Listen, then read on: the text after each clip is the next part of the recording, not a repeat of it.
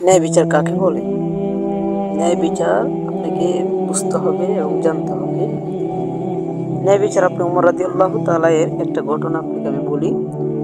হযরত ওমর রাদিয়াল্লাহু তাআলা এর শাসন আমলে একদিন দুজন ব্যক্তি দুজন লোক এক বালককে টেনে ধরে নিয়ে আসলো তার দরবারে। কার দরবারে? ওমর রাদিয়াল্লাহু তাআলার দরবারে দুজন লোক একটা লোককে টেনে হেসে নিয়ে আসলো। ওমর রাদিয়াল্লাহু তাআলা তাদের কাছে জানতে চাইলেন যে ব্যাপার কি, কেন তোমরা একে এইভাবে টেনে এনেছো? তারা বলল, এই বালক আমাদের পিতাকে হত্যা করেছিল, সেজন্য আমরা তাকে টেনে এখানে এনেছি আপনার দরবারে বিচার করার জন্য। ওমর রাদিয়াল্লাহু তাআলা বালকটিকে বললেন, তুমি কি সত্যি তাদের পিতাকে হত্যা করেছিলে? বালকটি বলল, হ্যাঁ, আমি হত্যা করেছি, তবে তা ছিল দুর্ঘটনা। আমার উট তাদের বাগানে ঢুকে পড়েছিল, তা দেখে তাদের পিতা একটি পাথর ছুঁড়ে মারল, যা উটের চোখে লাগে। আমি দেখতে পাই যে উটটি খুবই কষ্ট পাচ্ছিল, যা দেখে আমি রাগান্বিত হই এবং একটি পাথর নিয়ে তার দিকে মারি।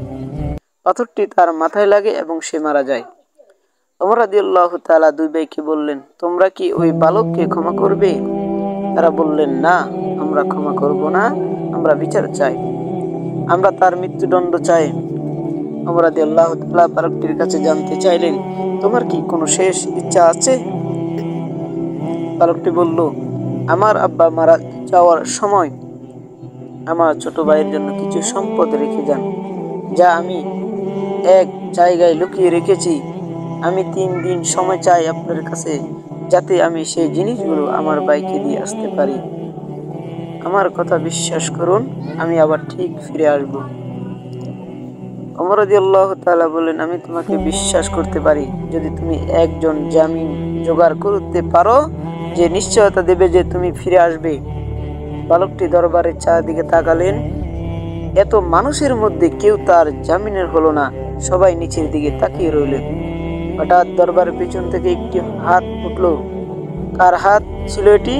প্রখ্যাত সাহাবী আবু যর গিফারি রাদিয়াল্লাহু তাআলা। তিনি বললেন, আমি তার জামিন হব।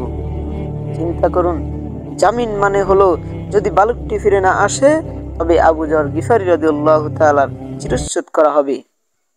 বালকটি যদি ফিরে না আসে, সেই বালকটির বদলে হযরত গিফারি রাদিয়াল্লাহু তাআলাকে চিরচ্ছেদ করা হবে বলেছে।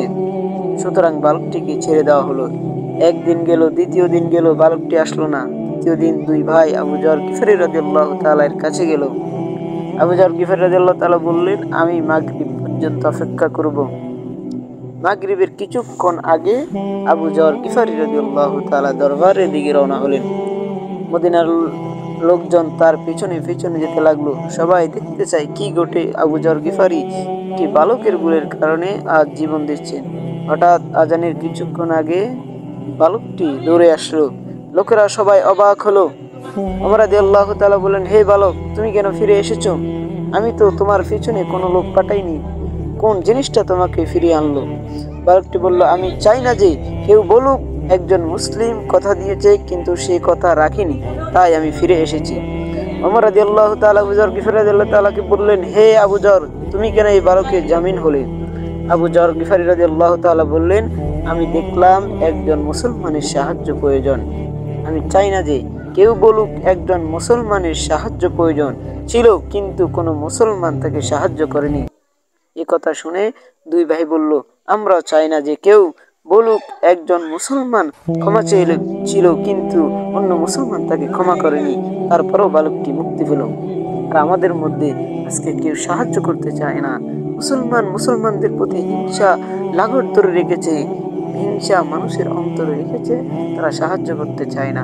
একজন মানুষ বিপদে পড়ে গেছে, আমাদের সমাজে আজকে বিপদে পড়লে কতদূর ওর বিপদ কেন করবো, বিপদে পড়ে কি বিপদে পড়বো কিনা, এরকম বলে কিনা? বলে না, বলে, এরকম অনেকে বলে।